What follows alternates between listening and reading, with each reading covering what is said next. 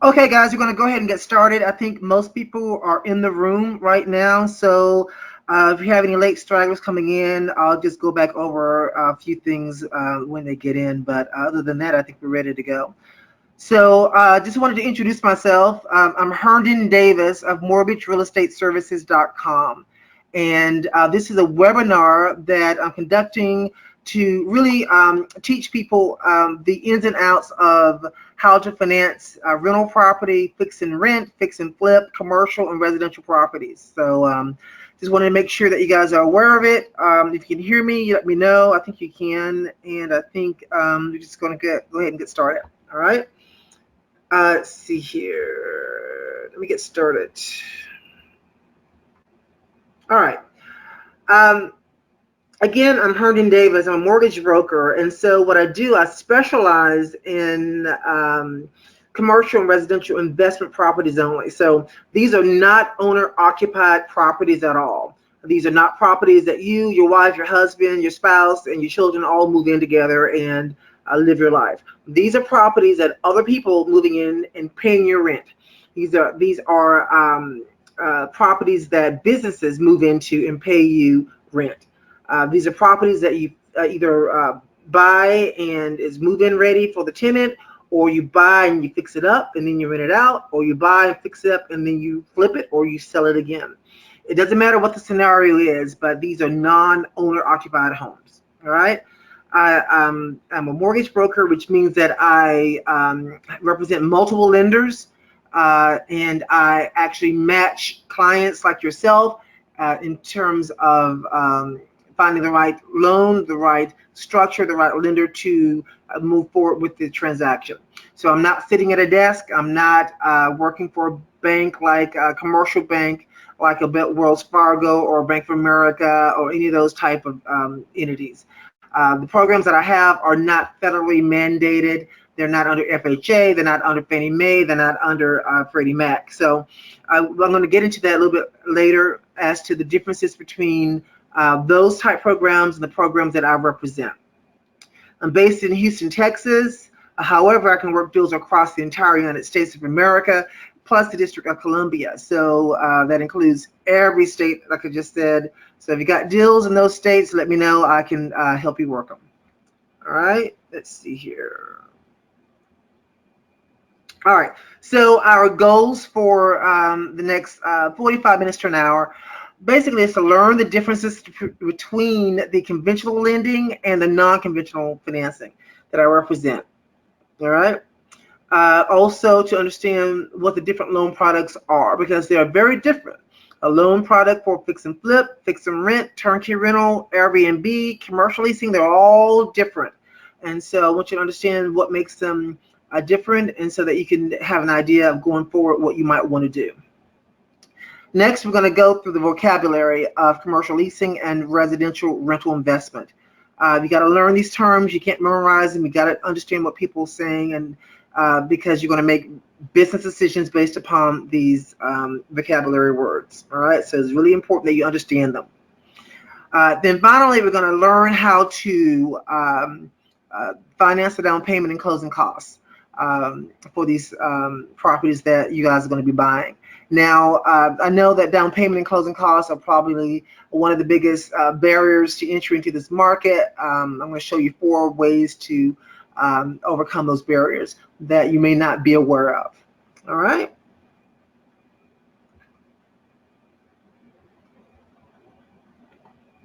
Okay, so what are your goals for owning rental properties? So just for a few seconds, I want you to think about what is your reason for tuning into this webinar. Why do you want to buy residential or commercial rental property? Okay, everyone's idea is different, so it's good to understand what yours are.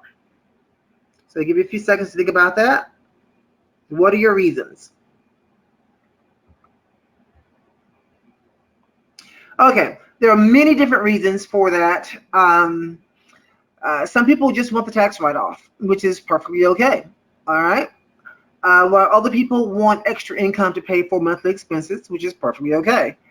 Other people really want something as an extra source of income to put the children through college, which is completely understandable. And then others want to supplement their income for retirement. And then there are others who want a legacy to pass on to their children. So everyone's idea is different. No one's idea is wrong. That people have different ideas for wanting to own a rental property, whether it's residential or commercial. So I need you to start wrapping your head around, why do you want to do it? Why do you want to own it? All right, so start thinking about that right now and going forward as we continue through this process. Now, how long do you want to own the rental property? Okay, that is really a function of the very first thing that we just went over. Why do you want to own it? That will dictate how long you own it. Okay, for instance, let me go to the next slide real quick. Let's see here. You may want to own it for 5 years, 5 to 10 years, or 20 years or more. If you got kids you want to send to college, well, you want to start saving for that as early as possible. And if they're really young children, 20 years or more may be it for you. 5 to 10 years if you just want to get the appreciation of the property. Depending on which side of town you buy in, your property may appreciate dramatically. And you may want that cash in 5 years or 10 years. You may want it in just 5 years. It just depends upon what your goals are. So there is no right answer, there is no wrong answer, but I want you to start thinking about exactly how many years you want to hold property X, property A, property B, property Y, property Z. Because if you're going to be doing this full time or aggressively, then you're going to have multiple properties. And it's not unusual to own 10, 20, 30, 100 properties eventually over time. It is not that hard to do. So start wrapping your head around where you want to be. You want to own 1 or 2 properties, or you just want to own 2 or 3? Or do you want to own 20, 30, 40, 50? There is no right or wrong answer. All right? All right, so the next point I really want to convey to you is for you to start thinking about whether your bank or lender is real estate investor friendly. All right, we're talking about your bank that you bank with right now. Are they bank or are they real estate investor friendly? And it's really important you understand that. Most of us have bank accounts with the biggies, the Bank of America's, the Wells Fargo's, the PNC banks, the BBVA Compass, or your credit union. All right, you got to figure out, are they going to help you in the long run? Because many of those lenders I just mentioned are not geared for that. They're not geared to help investors in real estate or business owners like yourself. So I want to give you an idea of what to look for. And here are the things. All right, so will your bank work with business owners who have no W-2s, pay stubs, or steady income? And that's a very realistic thing. I had a client last year who did not have W-2s or pay stubs. He actually was a business owner. He worked off of drawdowns from his business, and he paid his bills from that.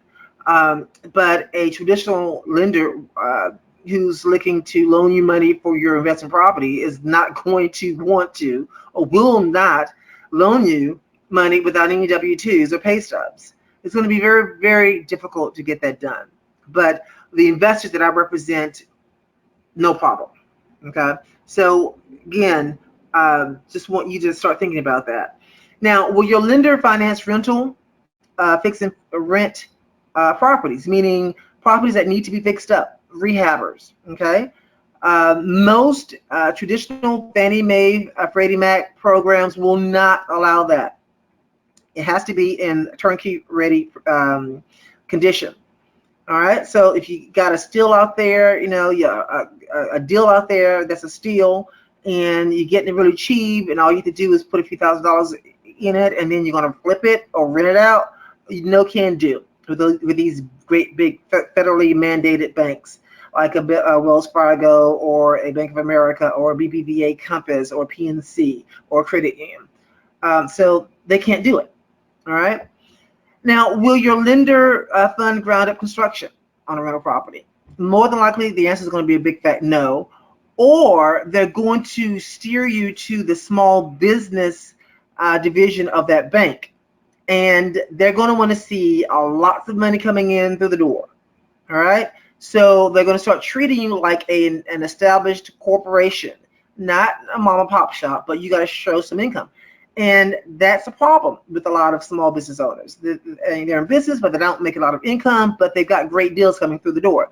Those big banks are not going to fund you. All right. So just want to make sure that you recognize that going into this if you're not already in it.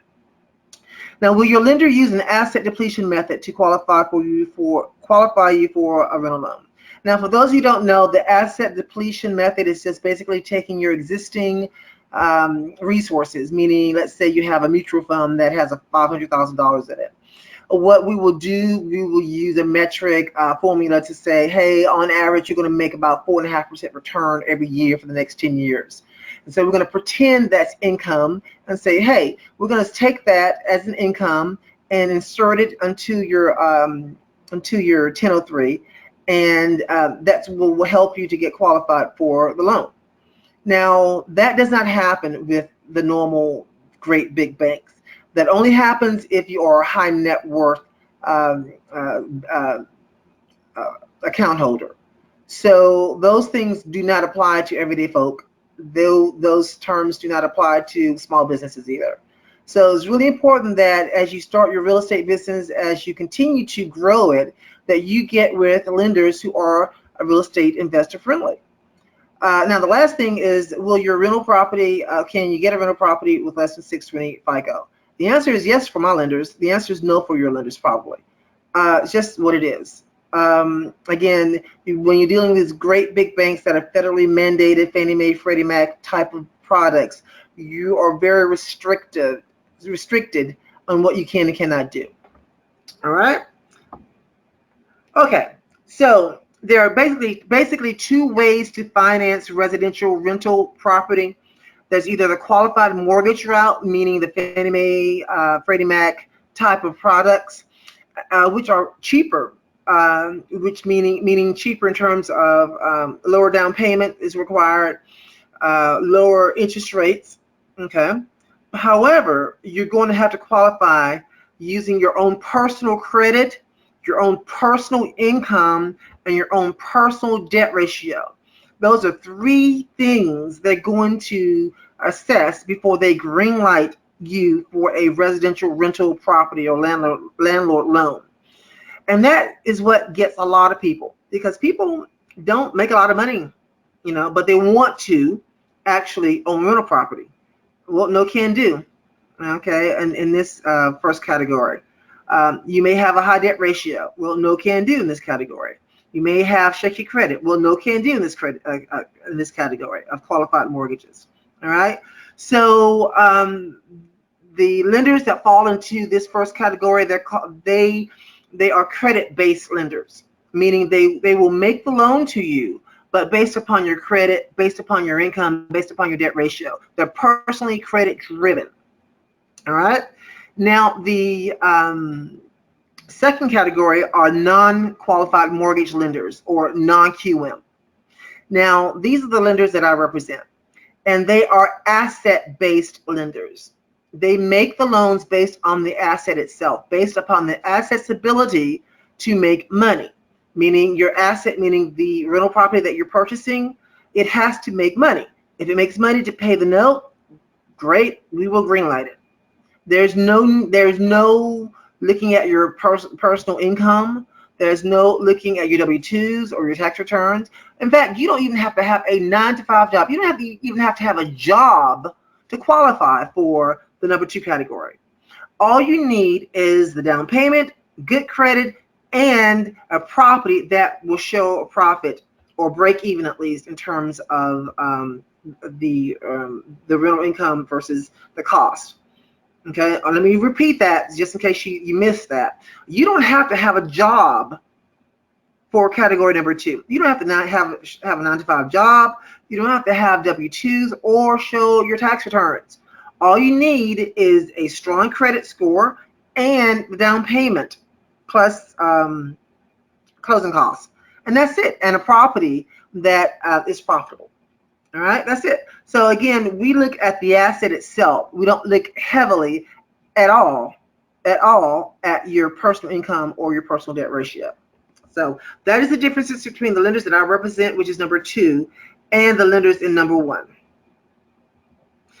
All right, so to give you a little bit more detail, for those of you who are still interested in maybe getting a rental loan through the Fannie Mae, Freddie Mac type programs and lenders that you probably are familiar with, which would be the big banks, the federally mandated banks. We already went over the fact that they look at personal income, DTI, and credit and income. But these are pretty solid products. They don't allow interest-only products, no balloon products, no negative amortization. The maximum is 30 years. They're partially guaranteed by the federal government, and but the kicker is that you can only buy 10 of them. And the more you buy, the harder it is to qualify because they recalculate your debt ratio. So although your income may be cash flowing, your debt is increased, and it makes it harder and harder to qualify for these properties. The more that you buy, and they don't make loans to corporations or LLCs. They only make them to individuals, which is an issue with people, and I will go into that a little bit later because of liability issues. But there's no upfront lender fee. All right. So if you only want to buy like 1 or 2 properties, this may be a good product for you. So I don't represent any lender in this category. So if this fits best for you, then you will not be using me as your mortgage broker. But just wanted to make sure you recognize that there are some people who are okay with this category. And if that's you, that's great. But if that's not you, then you qualify for the non-qualified mortgage, non-QM type of loans. Right. These loans are asset-based, based on the asset itself, the anticipated rent, and the debt coverage service ratio, which we will go in shortly. We don't require any income, but if you wanted to qualify for a lower interest rate, we do offer bank statement programs, which allow you to show your income from your bank, from your business. Typically it's 24 months personal or 12 months of your business statements to show the income coming in and the expenses going out. And that's if you want to show more detail, you can in order to get a lower interest rate. All right. But typically we don't have any of that. These programs also allow you to pay interest only. There are some people who want to pay interest only, and there are advantages to that as well. And then there are, again, probably the biggest advantage is that lenders in this category loan to corporations, LLCs, LLPs, and family trusts. And in fact, most of them do that. Most of them will require it. Some will allow you to buy it in your own name, but most really want you to be in the corporation's name. So, and that's great because of liability issues, which we're going to shortly. All right. So soak that in for a few seconds. I know I just said a lot, but I want to make sure you understand the differences between the qualified QM and the non-qualified non-QM loans and lenders. I represent non-QM. All right. Okay, so here we go. There are 3 basically types of rental lending and out there in the market. I just went over in grandiose detail the conventional lending for Fannie Mae, Freddie Mac, as well as the non-QM products. And now there's also a third one, which is for hard money. And hard money basically is for fix and flip. So right here, as for 1 or 2 properties you might want to buy, you're not trying to do anything too aggressive. This is you trying to do something aggressive here. Okay, you need the benefits of this program. And then over here is for fix and flip or fix and rent, meaning you got a property that you want to fix up and sell, or a property you want to fix up and rent. And they all have different categories. So for instance, the loan duration is 30 years for these 2, but for here it's 6 to 12 months. Interest only, no. Typically no, but we do offer those programs. Yes, for hard money. Full documentation right here. No documentation here. No documentation here. Down payment, 3%, 20% here. 10 to 20%.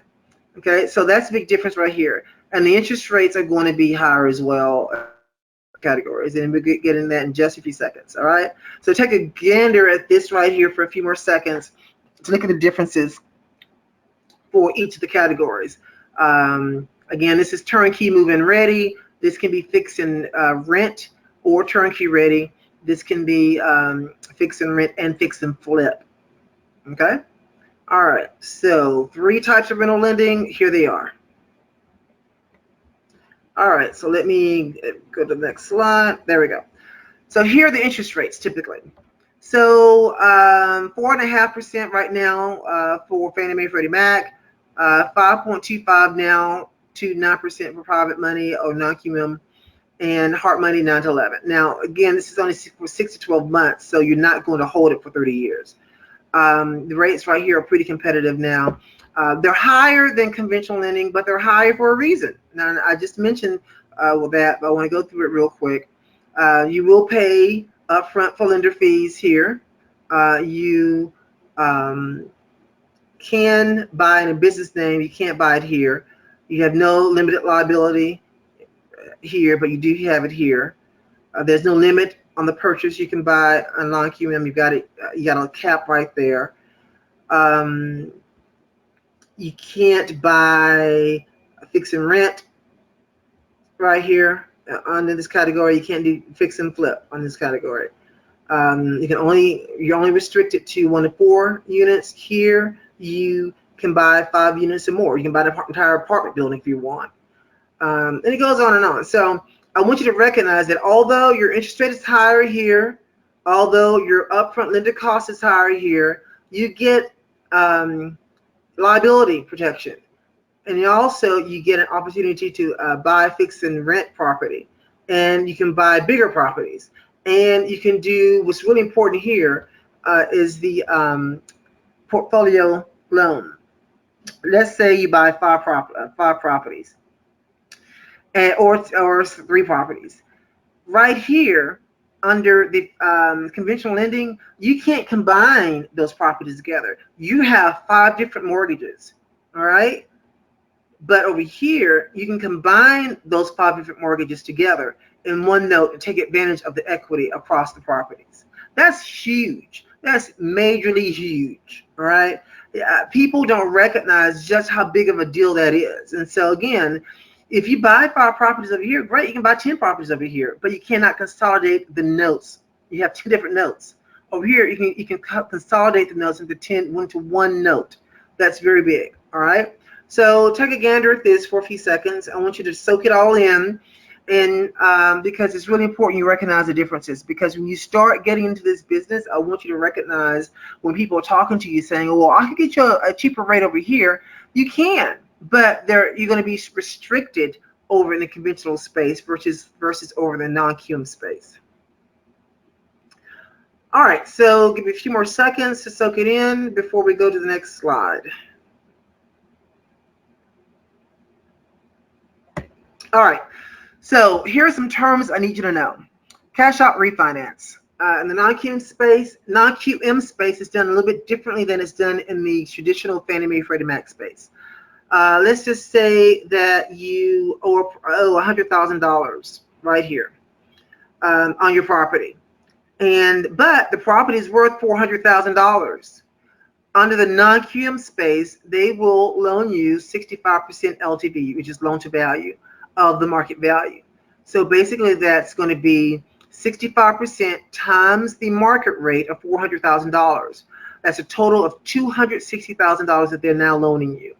However, you got to pay off the existing note of $100,000 right here. So that's $260 minus $100,000. So you now pocket $160,000. Great, right? However, your new note is $260. Remember, you originally owed $100,000. Now you owe $260,000, but you got $160 in your pocket to buy more rental property. Okay, you owed $100,000. The property was worth $400,000. The non-QM lender that I matched you with offered you 65% loan to value of the market value of $400,000. So that's 65% times $400,000 equals $260. You got to pay off the existing note of $100,000 because you owed it right over here, and what you have left is $160. Goes in your pocket to buy more rental property. All right, portfolio refinance loan is what I mentioned before. You can take we can reduce all your multiple mortgage payments into one brand new mortgage. So you got 5 mortgages, 10 mortgages, 20 mortgages, it doesn't matter. You can have them all in one payment. That's huge, especially as you buy more property and you have different interest rates because you might have bought it last year, 2 years ago, 3 years from now, and you have varying interest rates. It's really important that you get it all together. Now, cross-collateralization is basically says that you have a mortgage, or let's say you have a property that's free and clear, or you have a lot of equity on it. Let's say you got a property that's worth $500,000, you owe nothing on it. You can use that as collateral to actually purchase a second property or maybe 2 properties. All right, that's called cross-collateralization. That is not done easily with your bank. Typically, the banks that you guys are using, you have to be a high net worth account holder to use cross-collateralization, or you have to be a small business earning a lot of money, and you have to provide that. But under the non-QM lenders, you can be an everyday person like you and me and get that opportunity to cross-collateralize your property in order to buy more. All right? So these terms are really important that you know them. So don't memorize them. Go back over them. Go over this webinar, reread it, and really soak it in, because this is really important you know these terms going forward as you do business. All right, so let's go to the next slide. Loan to value, LTV. This basically is saying this is how much your bank, the non-QM lender, is going to loan you to buy that rental property. That's all it is. So if the sales price is $100,000, my non-QM lender is going to loan you $800,000. Sorry, $80,000. That is an LTV of 80%. All right, so $100,000 here. They own you $80,000. They loan you $80,000. That is an LTV of 80%, which means your down payment is 20% or $20,000. Again, sales price is $100,000. They loan you $80,000. Okay, that means that the LTV is loan to value is 80%. Your component of it is 20%, or your down payment is $20,000. All right, ARV, after repair value, the value of the property after repairs are made. Let's say your property is $100,000 to buy, but it needs $30,000 worth of repairs. But after you put in a $30,000 worth of repairs in the house, it's now worth $185,000. That is ARV, $185,000 after repair value. Again, you buy it for $100,000. You put $30,000 in it. That's $130,000. All right, but it's going to be worth $185,000 once you get finished working on it. So if you flip it, okay, or resell it, that's $130 minus $185. That's a nice profit of $55,000. All right, minus of course lender fees and closing costs. That's not a bad deal for about 6 months worth of work on the house. Now, non-QM lenders will often lend on ARV, which is really good. So let's do this exact same example again. So let me get my cursor right there. So let's say, again, the sales price for this property is $100,000. It costs $30,000 to repair it. After repair value is $185,000. Banks, a lot of my non-QM lenders will loan you 65% ARV of the after repair value, which is $185,000. That equals $120,000 and $120,250. Sorry, $120,250. All right. Again, it's $120,250. Now you come up with a difference, because remember it costs $130,000 to buy it, then repair it. But you minus out the $120,250 in order to get $9,750. That is what you bring to the table. Okay. That is your share of it. Now, of course, there are other things with closing costs that are tacked on to it, but that's how ARV works when you lend on the asset, lend on the ARV. Now, some of my lenders will lend a little bit higher, 70% of ARV. All right. So 70% times 185 is 129,500, $129,500. Now you come up with the difference of $500. All right, not a bad deal.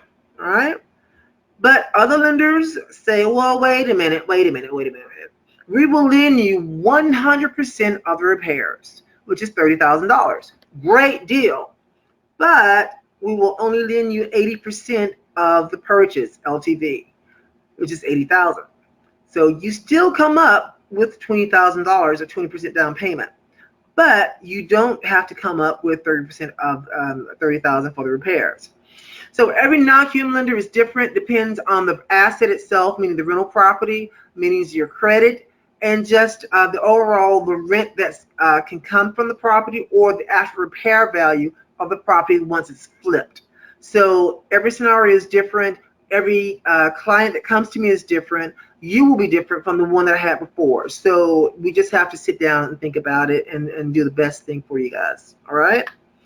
All right, so let's go forward to the next terms you need to know. Appraised value or the market value. Now, this is basically the value of your home comparable to nearby homes that have sold recently. Now, you always want to always back out any foreclosures or short sales because you don't want that to skew your value. This is the market value of what someone reasonably will buy your house for based upon the sales of the houses similarly around it. Again, this is what someone will reasonably pay for your home based upon the nearby homes of similar size and make and model. All right. Tax value is basically the value that your local taxing authority, whatever city you live in or county that you live in, says the property is worth in order to tax you for it. Now, always, tax value is dramatically lower than what the appraised value is. So do not get those two confused. Market value is what you want to sell your house for. Tax value is what the city or the county assesses it for in order to tax you for it. Tax value is always lower than market value, so remember that. Prepaids. You must prepay certain expenses like insurance on your home. You must prepay 1 year in advance your insurance. All right. You must prepay a few months of your taxes in advance. That's a prepaid. You cannot get around it. No ifs, ands, buts around it. All right. So just come prepared to pay a year's worth of insurance and several months of taxes on the home that you're buying. Cash reserves. Now, this is basically what's left over in your bank account, in your savings account, or your mutual fund once you buy the property. Now, my non-QM lenders will want to see that you got money left over and that you aren't dirt poor after you buy the rental property. They want to make sure that you can make the note that if something breaks, that you won't be, trying to charge up your credit card. They want to make sure that you've got some cash left over in your savings, your stocks, your mutual funds, your checking accounts. Really important. All right, cash reserves. Then there's the debt service coverage ratio, which is a really great formula I encourage you guys to use and become very familiar with. Basically, it says you want to collect your rental payments, the annual, all 12 months of your rental payments, add them together, put it right here. Back out of it what you pay for taxes for the entire year, and back out of that what you're going to pay for your insurance and your premium for the entire year. Divide that over how much you're going to pay the lender in terms of mortgage and interest payments, and I'll help you with that denominator. And what that says is that after it's measuring whether you're able to meet the obligations of the lender, meaning the denominator. Can you pay back the loan, which is the denominator, the annual mortgage and interest payments, based upon the rent that's coming in once all the taxes and insurance are backed out of it. So let's say, $50,000 is the numerator, all right? And $50,000 is the denominator. That is a 1.0 DSCR. That is saying that you are breaking even on your ability to pay the mortgage and interest payments, all right? Ideally, you want your numerator to be greater than your denominator. If it is, you should have a 1.2 for a single family rental or 1.25 or above for a multifamily rental. That's very important. Lenders will lend you money at a 1.0 DSCR, but your interest rates are going to be higher. They're looking for 1.2 and above, actually above 1.2. And if you've got that, then your interest rates will be lower. So it's really important that when we get together and start calculating this, that you understand that you can get that property all you want, breaking even, but your interest rates are going to be higher. All right, so soak in this slide for a few seconds before we go to the next one, because I want to make sure you understand it. Again, go back over the webinar again, and if you have any questions, you can always feel free to call me, text me, email me, or shoot me a message on any of the social media that I'm going to show later on in the presentation. All right, let's go forward. Now, these are 6 things that real estate investors must stop doing. And if you're new at real estate investing, I don't want you to make these mistakes. These are mistakes that my past clients have made, and it has caused havoc in the approval process for them. Okay, and these are great people who have strong credit, who have lots of money they make every year and every month. These are not clients that have bad credit or don't have any money or any resources or reserves. They are great people who just did things that they were not supposed to do, and they didn't know when they were doing it, but now they know. So I do not want you to make these mistakes. All right, here we go. Stop being unrealistic and unorganized, and please have a plan. All right, stop being unrealistic and unorganized and having no plan. If you're new at this, you're going to have to get organized real quick, because time is money. Time is wasted trying to chase behind you getting information. You do not deserve the lowest interest rate possible. I'm sorry, you just don't. You do not. What you deserve is what your FICO score dictates. All right, and what your DSCR, which we just discussed in the previous slides, dictates. That's what you deserve. That's the interest rate that you deserve. All right, please don't come to me with this no down payment crap, and I call it crap.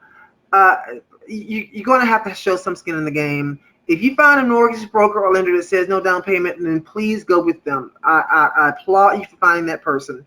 But in the real world of real estate investing, you're going to have to show some skin in the game. All right.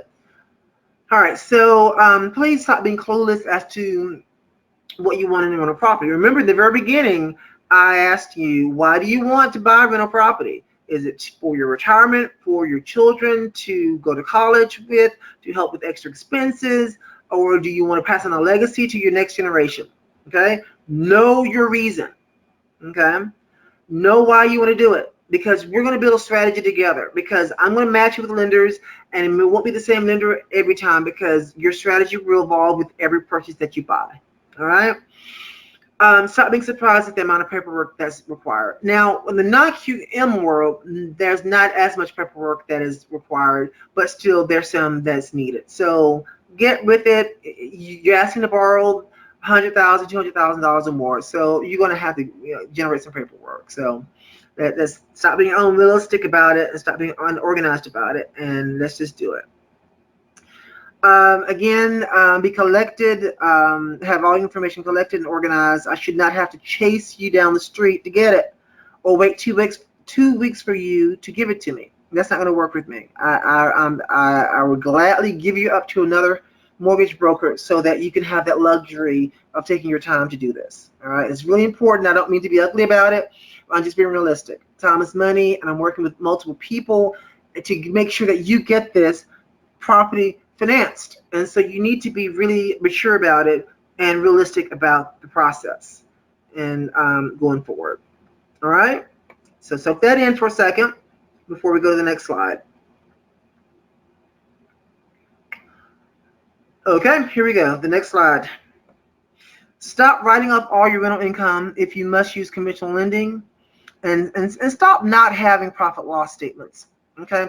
Now, I do not deal in the conventional lending space, so this is for you people who still want to go to Fannie Mae, Freddie Mac product with the Bank of America, BBVA, Compass, PNC, Bank of America, Wells Fargo type of institution.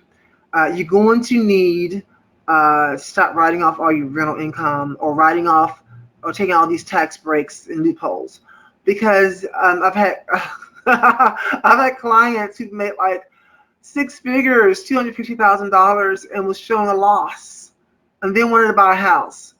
They were showing a loss in their taxes because it wrote off business expenses, but now they want to buy a house. That it just doesn't work that way, folks. It just doesn't. It's nothing wrong with taking a legal loophole. Nothing wrong with writing off taxes to show a loss. That's perfectly legal. But do not then try to buy a house on top of that in the conventional space, conventional lending world. All right.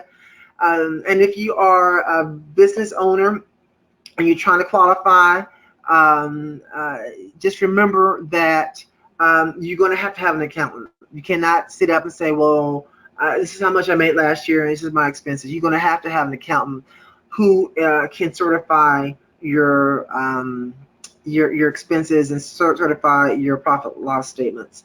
Again, this is for people who are going to want to stay in the conventional lending space. All right. Good news for you guys is that if you come over to my space, which is the non-QM, non-qualified mortgage arena, we don't care what you wrote off on your taxes. We don't even look at taxes. We don't look at income, as I told you before. We look at the property, how much it makes. If you sold it, fix it up and sold it, how much it makes if you buy it to rent it out, and your credit. That's it. All you have to bring to the table, is your down payment and some closing cost money, and that's it. All right.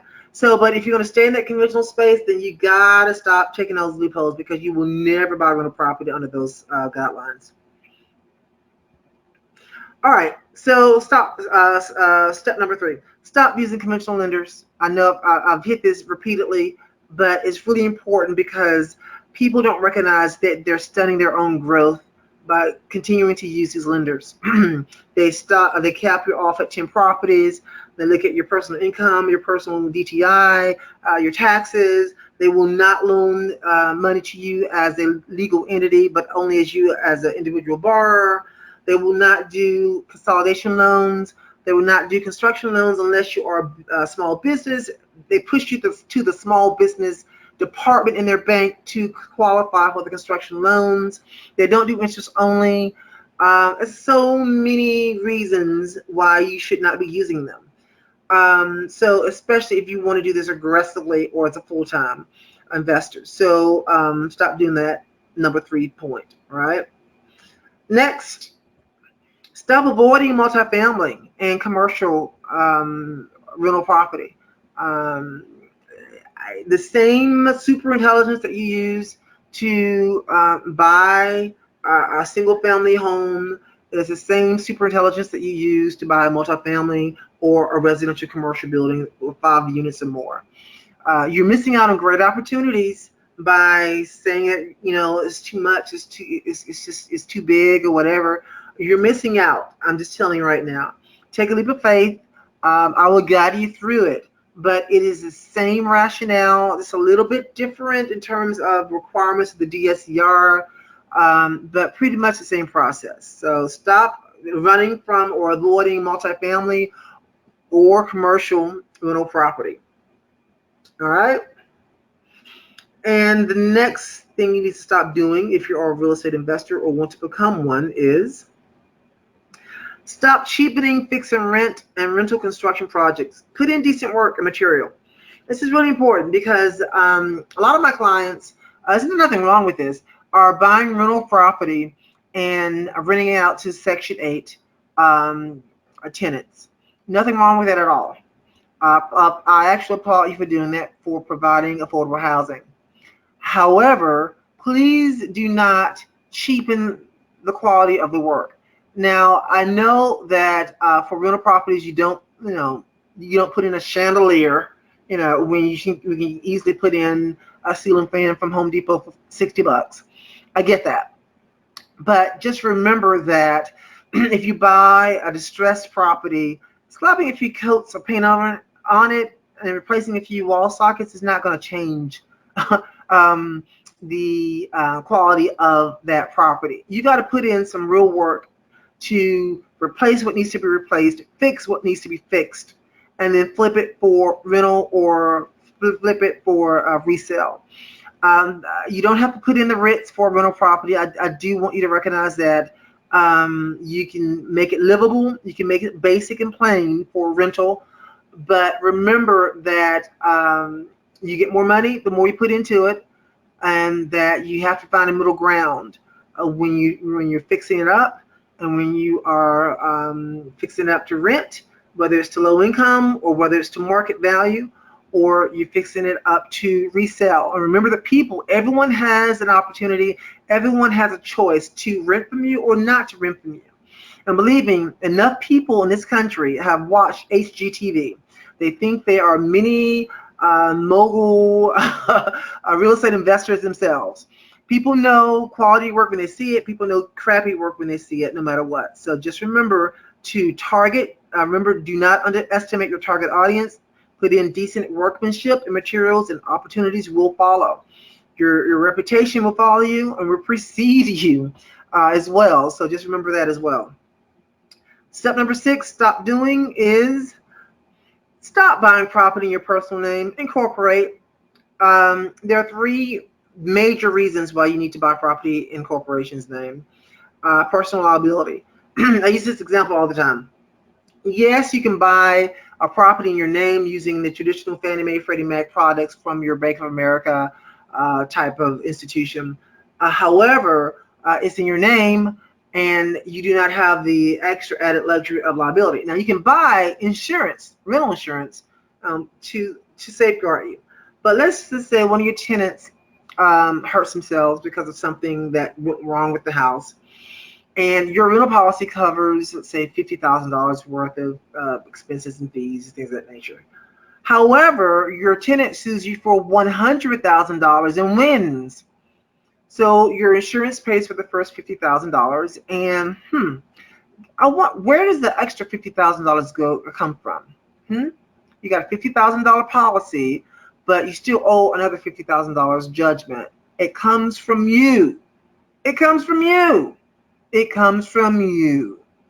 And you do not have the luxury of having the property owned by a corporation that you control. So they're going to come after your personal assets. Very important. Now, there is a thing called, if you do buy a property in a LLC or corporation, you only people can only get what the asset owns, and that's a great thing. But there is a thing called piercing the veil, where in a court system whereby they can prove that you were deliberately egregious in your actions in terms of not keeping up the house. Let's say there was a step in front of your house that needed to be fixed. You didn't fix it for 6 months. You saw it, and someone fell and broke their neck. All right. So you knew better. You knew for 6 months. It was reported for 6 months, and you just didn't care. All right. Well, even though your property is owned inside of a corporation, the veil can be pierced, and they can go after your personal assets. So just remember that. But it's really important that you keep your properties in a corporation, so that if you get sued, the liability only goes to the corporation and not your personal family, not your personal assets. Tax reasons. There are many reasons to own rental property. As I said before, many people want to write off the expenses. There are so many different ways you can write things off. I am not an accountant. I do not pretend to be. You need to have an accountant to help you. So I just have a little blurb there about tax reasons. And then financing reasons.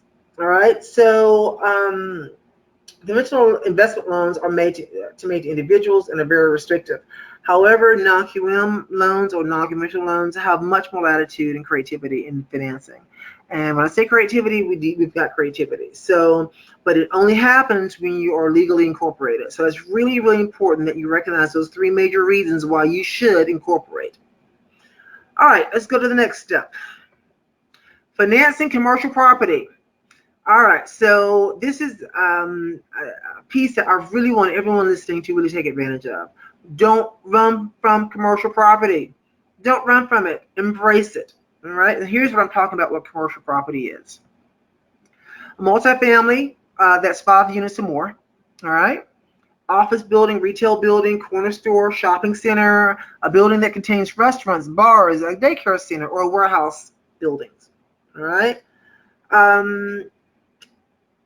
The lenders that I work with, the non-QM lenders, will finance construction projects, but they won't do it at a full, at a very high LTV, probably around 65%. It's best to own the own land up front. You may can get more than that. Some lenders will go 90% LTC, which is loan to construct, but they will not pay for the purchase of the property. The building that you might want to buy, please, no adult establishments in it. No strip clubs, no whatever. They cannot have those things in the shopping center that you want to buy. It just is a no-go. Just remember that when you're buying a commercial property, the process is much longer. It's more expensive as well. Searching and the rehabbing the building can cost you more. But it is so worth it because the income you're going to get from businesses is totally different from the income you're going to get from tenants. All right. So tenants are going to pay $5,000, $7,000, $8,000, $10,000 a month for rent unless they live in New York City or whatever. But small businesses can easily pay that. Many of them can. Not all, but many of them can.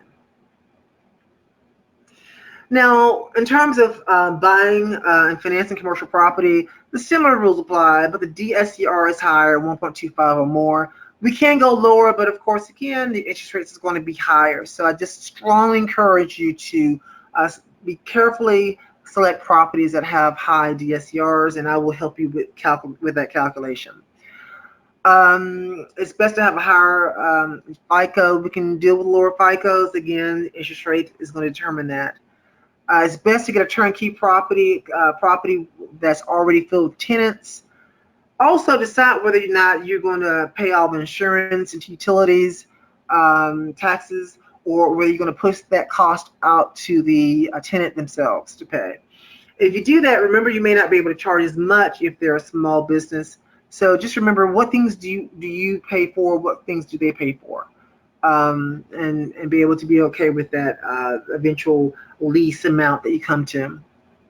Now, your 20% down payment is going to be higher because typically commercial properties are more expensive.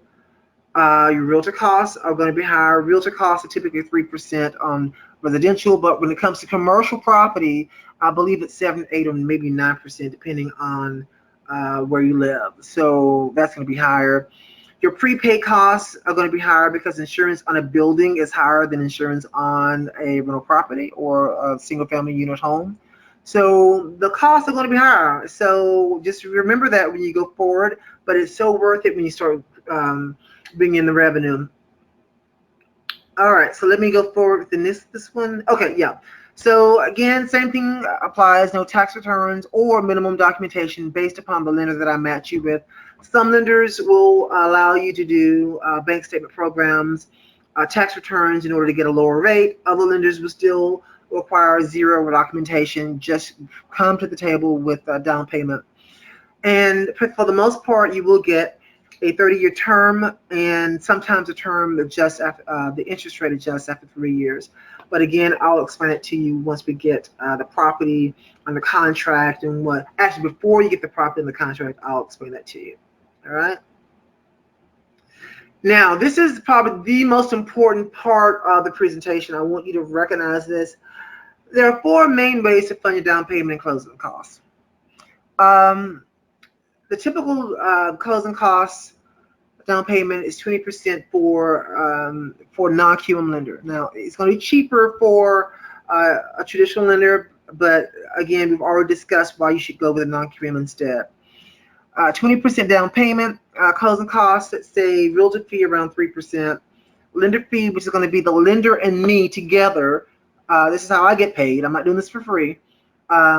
We get paid typically around 2%. And then title and prepaid fees around 2.5%. Depends on the title company you use. Depends upon how your insurance, how expensive that is. Depends on your taxes, how high your taxes are.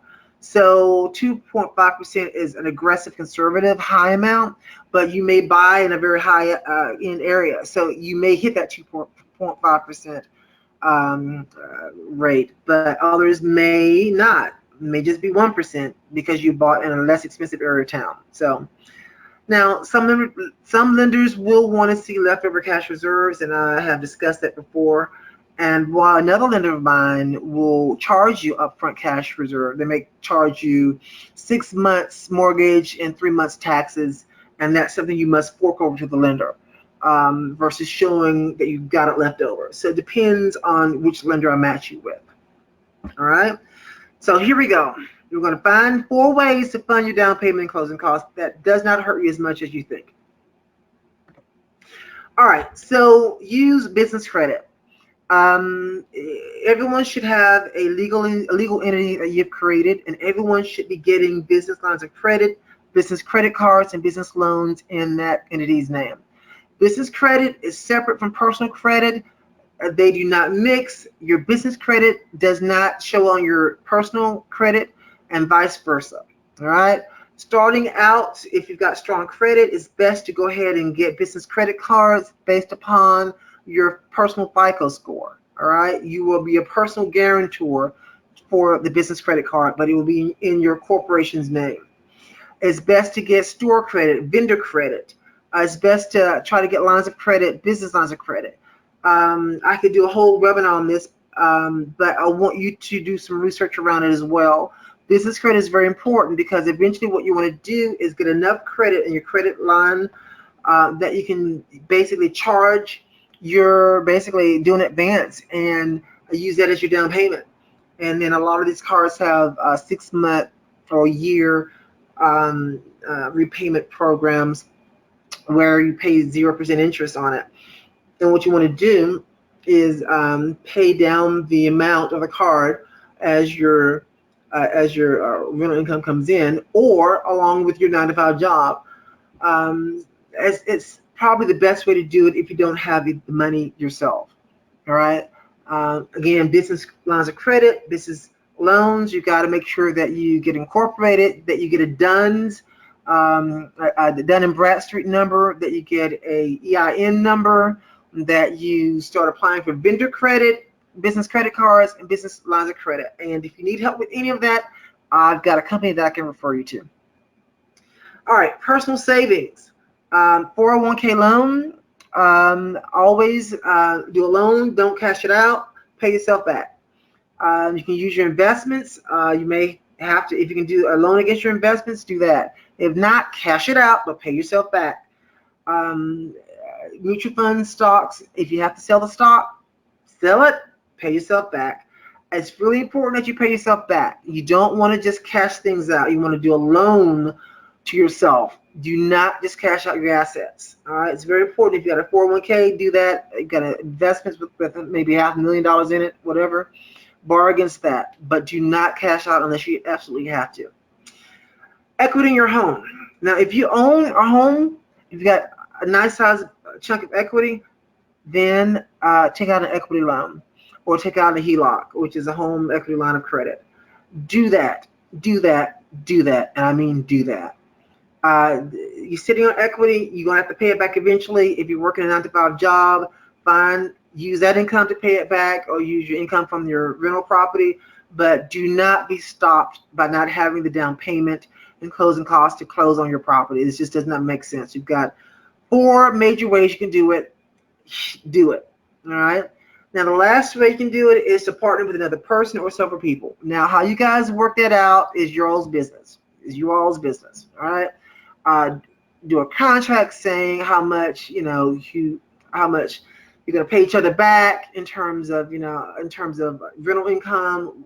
I don't know. Just decide how you're gonna do it.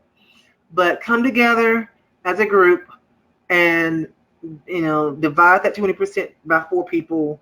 Bam, there you go. Okay. So it's really important. There are ways to do this that do not require you to just have the money already. In terms of cashing out your savings. You can do loans against your savings. You can do a loan against your home, equity loan. You can do business lines of credit, and you can also partner with 1, 2, 3, 4 people. All right. Now, here we go. This is a checklist that I need from you when you find that perfect rental property or commercial property. All right. Do not come to me unless this checklist is complete. All right. It's very important because you come to me, fine, I'll take you, but I'm going to go down this checklist. If you don't have this checklist, then I'm going to need it from you. And you can read it. Address of the property. Is it move-in ready? If not, I need contractor estimates. I need realtor comps. I need a tri-merge copy of your credit, or just tell me what your scores are. And then I'll submit it for an initial approval. You need to have that down payment, closing costs ready to go. No, I could pull it here. It needs to be in your account. Now, the beauty of working with non-QM lenders is that, unlike working with Freddie Mac, Fannie Mae, Bank of America, Wells Fargo, PNC Bank, BBVA, Compass, Credit Union type of institution, they look at your last 2 months' bank statements and they want you to source every deposit. If there's a deposit in there that doesn't belong, that's not a deposit coming from your job or from your business, they want you to resource it, to source it. And then if there's a deposit from another account that you didn't submit to them, they want you to give them 2 months of that, and then they want you to source it.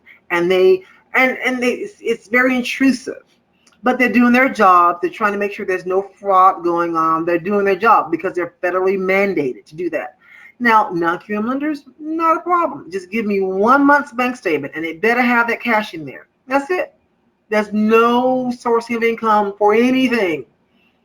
All right? It's very important you recognize that. No sourcing, no going back trying to show me what this came from, what that came from, and what other. No, none of that. None of that chaos happens in the non-QM world. All right. So just make sure that cash is in that account, and then you got some cash reserves you can show me in 1 or 2 accounts, and that's it. So this checklist must be done once you submit this to me. If it's not done, I will resubmit it back to you and say, hey, get this done. Either way, it has to get done before I can submit it to the lender. All right. So take a gander at this. If you need me to send you a PowerPoint, I can send it to you as well. We're done. I want you to stay in touch with me. Whether you're ready now or later, I want to be your mortgage broker for the non-QM world for investment properties only. Investment residential properties, investment commercial properties. All right. There's my website, mortgagerealestateservices.com, my Facebook, my company LinkedIn page, my personal LinkedIn page, my Instagram, what else? Twitter, YouTube, phone number. You got everything but my social security number and my email address. So stay in touch. Please forward this webinar to anyone else you think is interested in this. Again, you don't have to have a job. You don't have to make a lot of money. Just have the down payment ready and have the property that's going to make money ready. And that's it. All right, so I will stay on the line for anyone who wants to chat a little bit longer. I think we're over it. We're done. But just hit me up online and in the chat box there, and I'll stay on a little bit longer and talk. And I look forward to working with you guys. All right. This is Herndon Davis from mortgagerealestateservices.com. I'll talk to you soon. Bye.